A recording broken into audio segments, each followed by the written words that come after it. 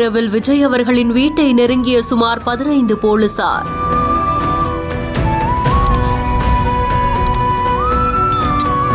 தமிழக வெற்றி கழகத்துடைய கரூர் பரப்புரையில நடந்த சம்பவம் தமிழகத்தையே தூங்க விடாம செய்துட்டு இருக்கு. கூட்ட நெரிசல்ல சிக்கி பலியானோர் அடையாளம் காணப்படுற நிலையில மறுபக்கம் கூட்ட நெரிசல் எதனால ஏற்பட்டது, கரூர்ல என்ன நடந்தது அப்படின்ற ஒரு பெரிய வாக்குவாதமே சமூக வலைதள பக்கங்கள்ல நடந்துட்டு இருக்கு. இந்த நிலையில விஜய் அவர்களுடைய வீட்டுக்கு பாதுகாப்பு கொடுக்கறதுக்காக ஒரு காவல் ஆய்வாளர் தலைமையில 15 போலீசார் பாதுகாப்பும் கொடுக்கப்பட்டிருக்கு. விவாத பொருளா மாறிய கூட்ட நெரிசல் உயிர்பலி குறித்து விஜய் அவர்கள் வீட்டுக்கு முன்னாடி இருக்கக்கூடிய தொண்டர்கள் அங்க இருக்கக்கூடிய காவல்துறை அதிகாரிகள் கிட்ட கேள்விகள் எழுப்பக்கூடிய காட்சி தான் வெளியாகி இருக்கு. கூட்ட நெரிசல் குறித்து முறையான விசாரணை மேற்கொண்டு அரசுக்கு அறிக்கை அளிக்கணும்னு ஓய்வு பெற்ற உயர்நீதிமன்ற நீதிபதி அருணா ஜெகதீஷன் அவர்களுடைய தலைமையில ஒரு நபர் விசாரணை ஆணையம் அமைக்கப்பட்டு தீவிரமான விசாரணை நடத்துறதுக்கான ஏற்பாடுகள் செய்யப்பட்டிருக்கிறதும் குறிப்பிடத்தக்கது.